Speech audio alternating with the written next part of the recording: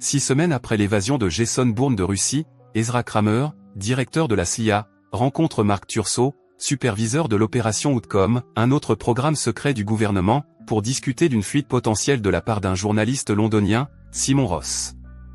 Ce dernier prévoit de publier un rapport sur Jason Bourne et les programmes secrets de la CIA, Triton et Blackbriar. Kramer s'inquiète des conséquences d'un tel article, mais Turso lui assure qu'il s'en occupera et lui dit qu'il parlera au colonel Eric Bier, l'homme en charge de tous les programmes gouvernementaux de super soldats.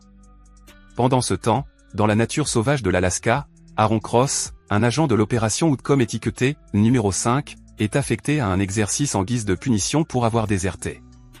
Il est accompagné de pilules fournies par Opération Outcom pour maintenir son état mental et physique, et il fait des prises de sang tous les jours, comme le veut le protocole. Bier et son équipe s'emploient à limiter les dégâts sur tous les programmes secrets du gouvernement après la fuite de Triton. Ils évaluent l'étendue de la compromission et nettoient tous les projets exposés. Peu après, Simon Ross est assassiné dans une gare. Bier regarde les informations, satisfait. Nous faisons la connaissance du docteur Martha Shearing, qui travaille chez Sterim Orlanta Pharmaceuticals, la société qui produit les médicaments d'amélioration pour l'agent Outcom. Elle apprend que l'agent Outcom numéro 6 est arrivé pour un contrôle de routine et va donc le voir. Bier, Turso et Terence Ward, directeur général de Sterim Orlanta, visionnent des images montrant le docteur Albert Hirsch de Triton fêtant le docteur Daniel Code d'Outcom. Bier craint que l'éventuel démasquage de Triton ne conduise les enquêteurs à Outcom. Il souhaite fermer Outcom à titre préventif, mais Ward fait valoir qu'ils perdraient tout leur travail alors que rien ne s'est encore produit. Bier assure que la science et les données seront préservées, mais insiste sur le fait que la fermeture est nécessaire pour leur protection. Lorsque Cross s'approche de la cabane, il cache ses pilules et tire des coups de semonce pour annoncer sa présence. Il rencontre l'opérateur de la cabine, qui s'étonne que Cross ait battu le record d'entraînement en 2 jours. À l'intérieur, il prépare les analyses de sang de Cross pour les envoyer par drone, qui arrivera dans 3 heures. Cross explique qu'il a perdu les pilules et raconte l'incident. Il se rend compte que l'opérateur est en fait l'agent Outcom numéro 3, le premier collègue qu'il ait jamais rencontré. Cross doit obtenir les pilules avant que ses tests sanguins ne soient effectués. Numéro 3 cède donc et lui donne une dose de sa réserve. Ensemble, ils envoient leurs échantillons de sang sur un drone de la CIA. Plus tard, Cross a de nombreuses questions à poser à numéro 3 sur le programme, mais l'autre agent refuse de répondre, ne sachant pas quelle est la mission de Cross. Cross ne se soucie plus du protocole et suppose que numéro 3 a été envoyé dans la cabane parce qu'il est tombé amoureux. Agacé, numéro 3 met fin à la conversation et s'en va. Bientôt, la CIA commence à distribuer une nouvelle série de pilules aux agents Outcom et, l'un après l'autre, ils commencent à mourir.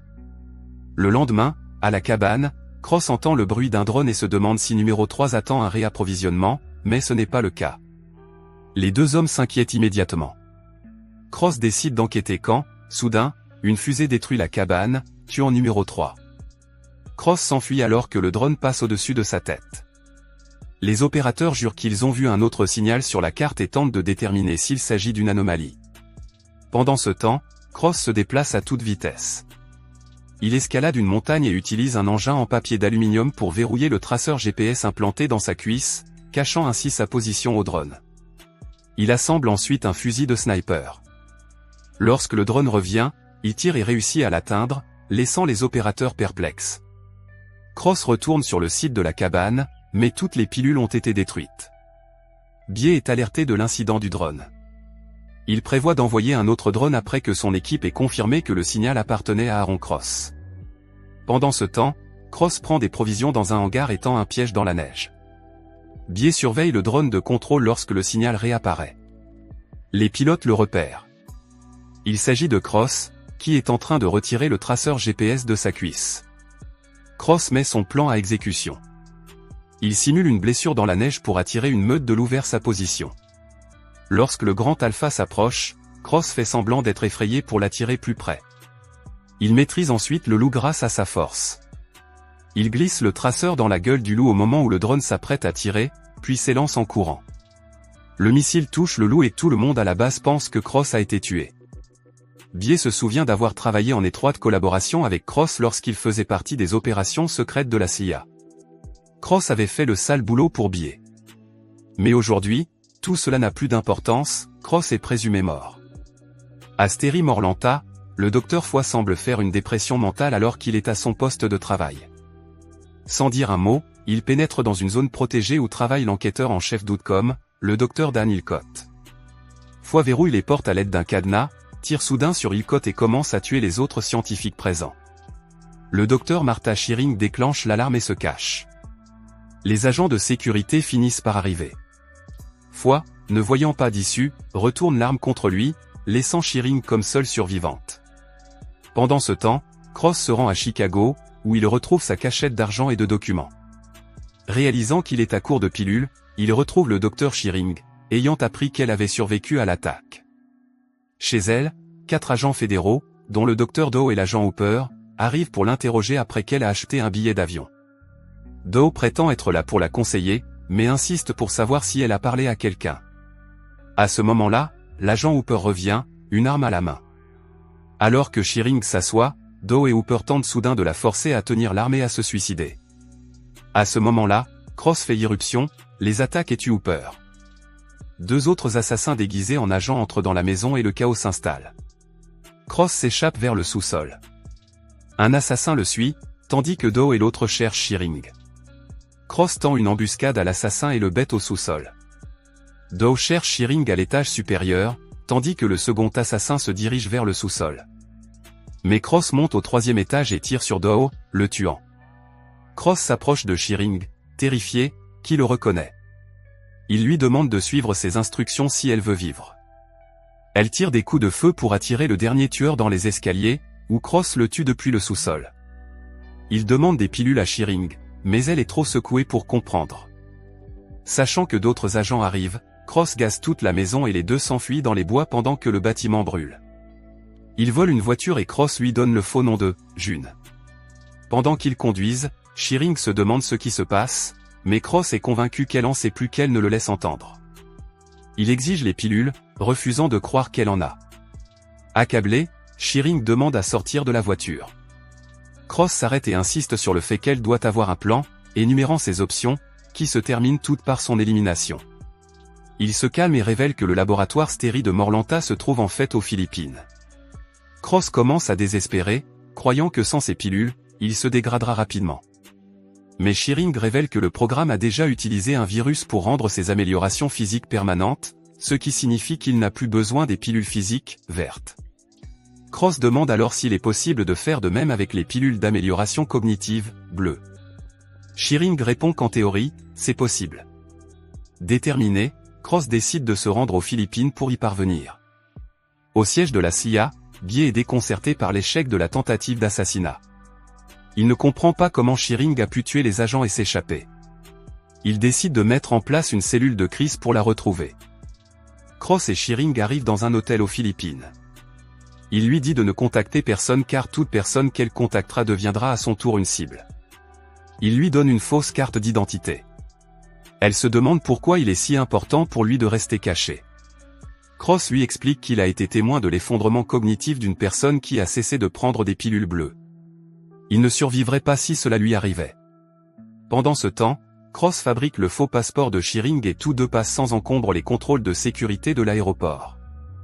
L'équipe de Bie repère la trace de Shearing qui mène de son domicile à un parking. Il est convaincu de recevoir de l'aide, mais ne sait pas de qui. À l'aéroport, Cross apprend que le docteur Hirsch est mort d'une crise cardiaque apparente, peu avant de témoigner sur Tristan et Jason Bourne.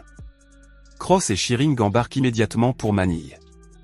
Arrivés à Manille, ils prennent un taxi pour se rendre au laboratoire, se faisant passer pour des professionnels arrivant au travail. Bien que les gardes de sécurité ne les trouvent pas inscrits sur la liste, Cross parvient à les convaincre d'entrer. De retour aux États-Unis, l'équipe de Bie vérifie tous les passagers du vol de Shearing. Lorsqu'elle identifie Cross, Bie libère immédiatement la salle de crise.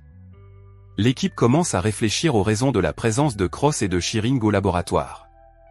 Ils en concluent que Shearing essaie de viraliser Cross en lui insérant de façon permanente ses améliorations cognitives afin qu'il n'ait plus besoin des pilules bleues.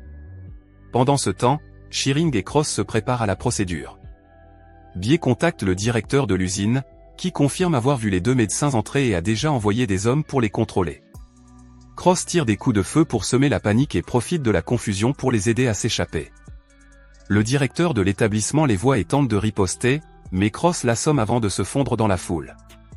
Biais, toujours sur les traces de Cross, active un nouvel atout, l'agent Outcome l'ARX-03, également appelé l'ARC-13, un assassin sans émotion. Pendant ce temps, Cross se détériore visiblement à cause du virus et transpire abondamment. Shearing l'aide à s'installer dans une chambre qu'il a louée, où il est soigné pendant qu'il s'affaiblit. Cross n'est pas sûr de survivre. Bientôt, l'ARC-13 arrive à Manille et commence à les suivre. Le lendemain, Cross se réveille, guéri de l'infection, et trouve une note de Shearing expliquant qu'elle est allée chercher des médicaments. Dans une pharmacie locale, Shearing voit la police se diriger vers leur appartement. La rue est rapidement fermée et l'ARC-13 observe la scène de loin. Voyant que la police est sur le point de faire une descente dans l'immeuble, Shearing crie à Cross de s'enfuir avant de s'enfuir. Cross quitte l'appartement et s'enfuit par les toits alors que la police le poursuit. Obligé de s'enfuir à nouveau, Shearing est presque acculé jusqu'à ce que Cross arrive et assomme les policiers qui la poursuivent. Il l'attrape et ils s'enfuient ensemble dans les rues bondées de la ville. L'ARC-13 les repère rapidement et intervient.